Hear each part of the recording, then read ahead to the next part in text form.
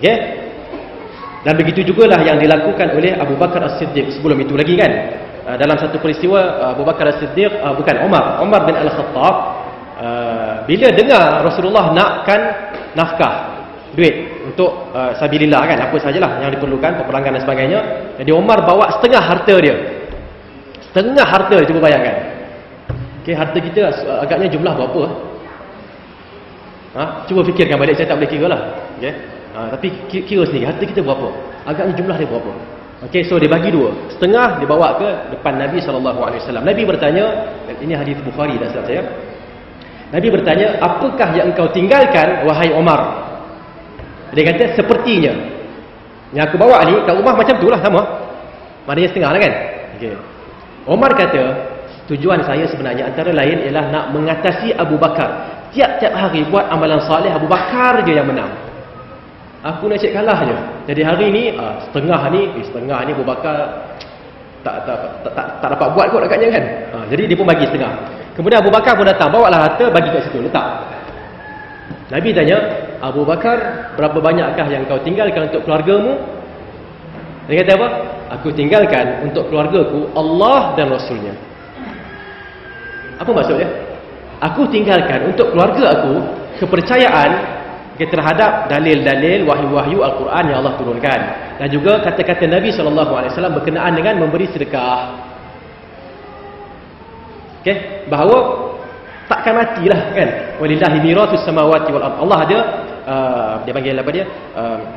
Warisan langit dan bumi. Kalau Allah yang ada, kita minta, Allah bagi. Okay, dan Nabi pun dah sebutkan dalam banyak hadis, bagi akan dapat ganti, bagi akan dapat ganti. Jadi apa nak risau? Semua sekali lah wahai Rasulullah.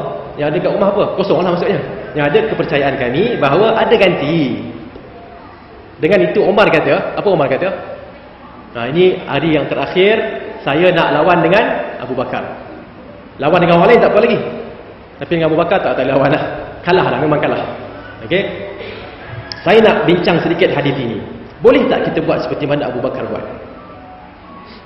Siapa rasa-rasa dia boleh buat? Kalau sesiapa yang rasa dia boleh buat, saya nak nasihatkan, perhatikan elok-elok keimanan kita.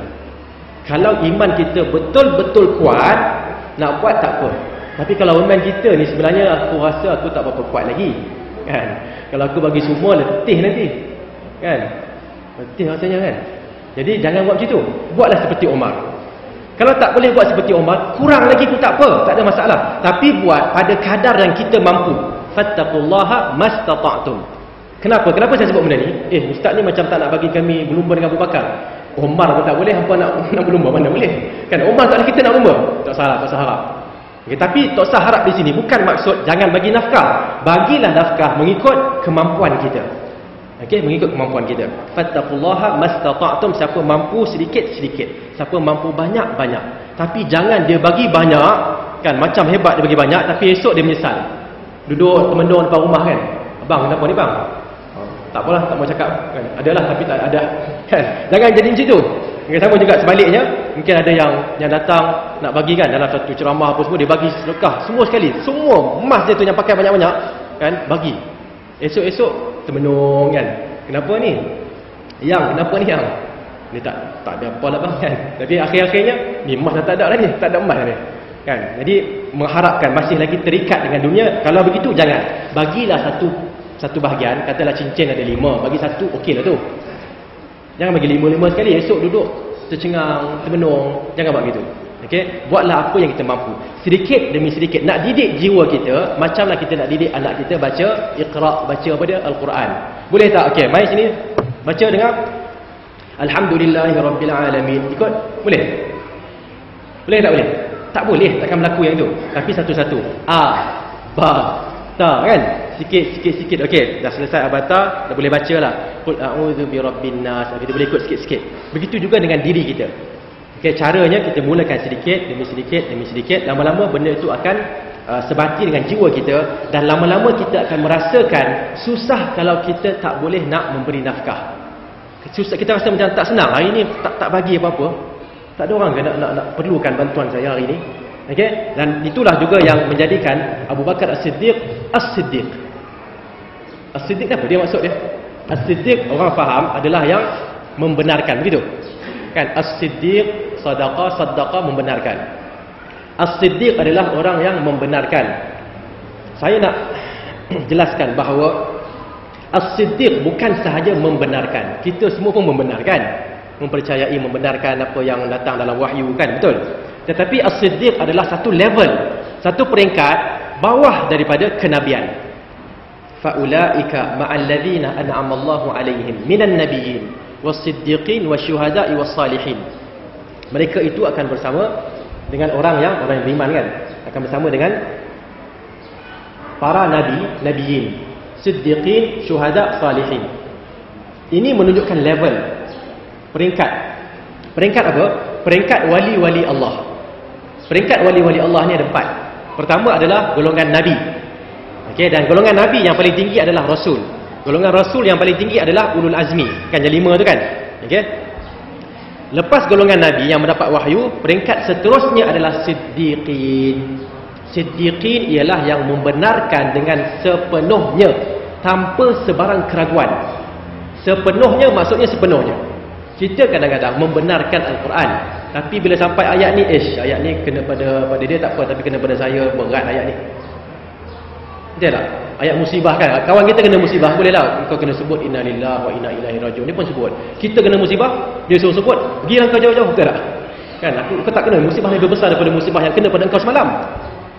Okay? So mungkin kita tak dapat nak digest ataupun nak hadam sesuatu perkara, tetapi as-siddiq dia terima, dia tak ada masalah. Okay, bila orang kata sahabat kamu mengatakan bahawa dia pergi Isra Mi'raj, kan, balik dah pergi tu sehari semalam, balik semalam sahaja pergi dan balik, naik ke langit lagi, turun lagi. Kami pergi sebulan, pergi balik sebulan. Jadi Abu Bakar kata apa? Abu Bakar kata la in qalahu laqad sadaq. Kalau dia kata begitu, dia telah bercakap yang benar. Saya tak ada masalah. Kalau dia benar-benar berkata begitu, benar apa yang dia kata. Tapi sebahagian para sahabat mungkin dah tertanya-tanya, betul ke ni apa semua, kan? Okay? Jadi itu menunjukkan bagaimana siddiq bukan sahaja membenarkan, tetapi pembenaran yang padu 100%. Seterusnya adalah syahid. Okay? Dalam satu hadis, masa dah habis kot katnya. Dalam satu hadis disebutkan Nabi naik gunung Uhud, bukit Uhud bersama Abu Bakar, Umar dan Uthman. Tiba-tiba gunung Uhud tu bergegar. Uhud bergegar. Membayangkan. Nabi buat apa? Nabi hentakkan kaki dia. Nabi kata usbut Uhud. Uhud tetap, jangan bergegar. Fa inna alaika, sesungguhnya di atas engkau ada nabiyan, seorang nabi. Wa siddiqan, dan seorang siddiq, dan wa syahidain, dan 2 orang syahid. Okey, siapa nabi? Rasulullah lah, Nabi Muhammad. Siapa siddiq? Abu Bakar. Siapa syahidain? 2 orang syahid, Umar dan juga Uthman radhiyallahu anhum ajma'in. Ini juga menunjukkan Nabi tak kata fa inna alayka nabiyyan wasiddiqin dan 3 orang siddiq, tidak. Nabi bezakan siddiq lain, syahid lain. Okay, dan dalil-dalil menunjukkan siddiq ini satu level yang cukup tinggi berbanding dengan syahid. Okey, dan selepasnya adalah salihin. Rasa-rasanya kita memang tak mampu nak sampai ke tahap Nabi. Kan? Ada orang mengaku, itu cerita lain. Dekat Kelang pun ada, dekat Perlis pun ada juga. Pengikut dia mungkin ada lah kot, kan? Serata dunia ni. Tapi kita nak cerita bahawa mengaku Nabi, no, kita tak boleh, tak sampai. Okey? Siddiq boleh tak? Kita mengaku kita ada siddiq. Nabi tak boleh, maka as-siddiq fulan, boleh tak? Doktor fulan-fulan as-siddiq, boleh? Kan? Boleh tak kita yalah, Nabi tak boleh, siddiq boleh kot, kan? No. As-siddiq ni berat. Kenapa saya kata tak boleh? Kerana Nabi mengatakan kalau diletakkan iman Abu Bakar dalam satu neraca dan diletakkan iman seluruh umat Islam dalam neraca yang satu lagi, iman siapa yang berat? Iman Abu Bakar lebih berat. Seluruh umat Islam termasuk Umar, Uthman, Ali dan lain-lain tu. Kita ni cebisan ni kot agaknya, kan? Para sahabat tu masuk, berat lagi iman Abu Bakar seorang-seorang dia. Okey, boleh tak kita tiba-tiba teringin ataupun berangan cita-cita tinggi nak jadi siddiq macam Abu Bakar? Boleh tak? Tak usah. Okey. Tapi untuk menjadi syahid, ya boleh. Sama ada syahid yang besar ataupun syahid yang kecil, tak ada masalah, tu boleh. Dan nak menjadi orang yang soleh, ini memang cita-cita paling sengket dia, kan? Paling teruk sekali, kan? Ialah kita cita-cita kita nak menjadi orang yang soleh. Bawah dia betul jangan. Kalau bawah daripada soleh apa dia? Asi, orang yang membuat maksiat. Bawah lagi boleh jadi munafik apa itu semua janganlah. Kita letakkanlah paling kurang nak jadi orang yang saleh. Okey, terbaik jadi orang yang syahid. Okey. Jadi dengan itu harapan kita ialah kita dapat memberi sumbangan kepada gerakan Islam, khususnya bila kita telah mendengar kenyataan yang dinyatakan oleh pengurusi majlis tadi Ustaz Ihsan, okay? Dan saya ingin menyeru diri saya dan tuan-tuan dan puan-puan sekalian supaya memberi perhatian yang serius kepada perkara ini. Okay? Serius kepada perkara ini bukan pada teratak rahmat sahaja. Ini satu peluang yang Allah berikan, teratak rahmat, alhamdulillah, kan diberikan satu peluang. Dan juga sekiranya akan datang nanti ada keperluan yang lain, kita juga memberikan sumbangan mengikut kemampuan kita. Jangan fikir apa yang Datuk Seri bagi, apa yang Tun Seri dia Tun ya kan, apa yang Tun bagi, apa yang Datuk tu bagi, apa yang doktor bagi. Jangan fikir itu. Fikir apa yang saya boleh bagi. Okey?